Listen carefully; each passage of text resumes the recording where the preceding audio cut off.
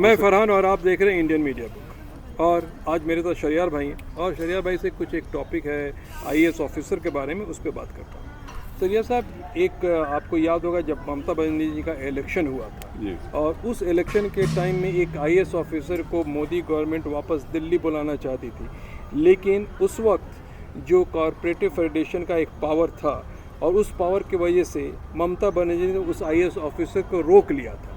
अब इसमें इन लोगों ने मॉडिफिकेशन किया, क्या कहते हैं इसको आप, और क्या है ये मॉडिफिकेशन? देखिए, मोदी सरकार का जो रोल रहा है इंडिया की सेक्युलर एंड फेडरल पॉलिटी को तबाह करने में, शायद इंदिरा गांधी का भी नहीं रहेगा।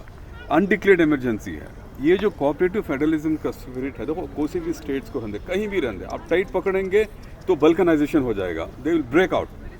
ये जो कानून है 1954 सिविल सर्विसेज रूल्स हैं, वो क्लियरली स्टेट करते हैं कि अगर कोई भी IAS officer, IPS, all India service officer, कोई भी हो, he is appointed by UPSC, union public service commission. President उनको अपॉइंटमेंट ऑर्डर देता है।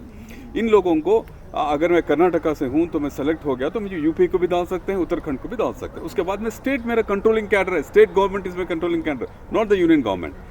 क्या होता था कि ये ममता बनर्जी के केस में क्या था, चीफ सेक्रेटरी साहब थे, उनको मोदी गवर्नमेंट को ऐसा लगा कि वो किसी फंक्शन में ममता बनर्जी नहीं है, तो ये लोग they wanted to punish Mamata Banerjee, तो इसलिए वो चीफ सेक्रेटरी को पनिश करना चाहते थे।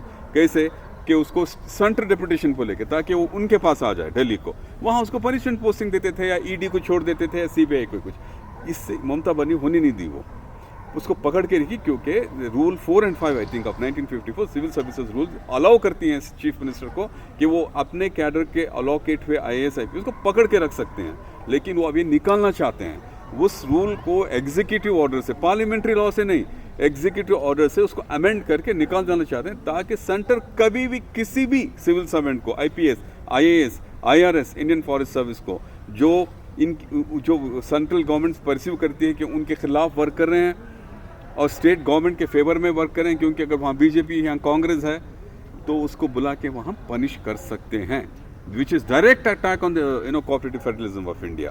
फॉर्मूलाज भी वही थे, एक तरीके से देखो, सीई भी वही था, जीएसटी भी वही था। ये तो हद कर दिए ये अमेंडमेंट लाके। अब ये है कि इसके स्टेट्स कुछ भी नहीं कर सकते, स्टेट्स का अप्रूवल ही नहीं चाहिए किसी भी। ममता बनर्जी के सिर्फ चीफ सेक्रेटरी को नहीं, जो आईएएस हैं, even police commissioner of Kolkata, finally I think he resigned and he was appointed as a private secretary of the chief secretary की बात कर रहा हूँ मैं, as the private secretary of the chief minister। ये जो सर्कस ये कर रहे हैं, it is not good for India's cooperative federalism। तो क्या लगता है कि तो फिर आईएएस ऑफिसर का जो एक रुतबा होता था, एक वो अपने हिसाब से काम करते थे, उनका फ्रीडम चला जाएगा अगर ऐसा हो गया? क्योंकि उनको डर होगा कि अगर हम गवर्नमेंट के फेवर में काम नहीं करते हैं तो हमको कहीं भी बुला के पनिश किया जा सकता है। देखिए, आईएएस को, आईपीएस को कहते थे steel frame of India, Indian administration. वो अब जंग खा रहा है इस गवर्नमेंट में। इस गवर्नमेंट के अंडर सारे इंस्टीट्यूशंस, जुडिशरी, ब्यूरोक्रेसी, पुलिस, हर चीज़ को ये लोग अंडरमाइन कर दिए हैं। फरहान साहब, अगर जल्द से जल्द इंडिया के लोग अगर इसको रियलाइज़ नहीं करें तो जो आइडिया ऑफ इंडिया है ना, वही तबाह हो जाएगा। थैंक यू शरियार भाई इस पर बात करने के लिए, और thank you so much watching Indian media book.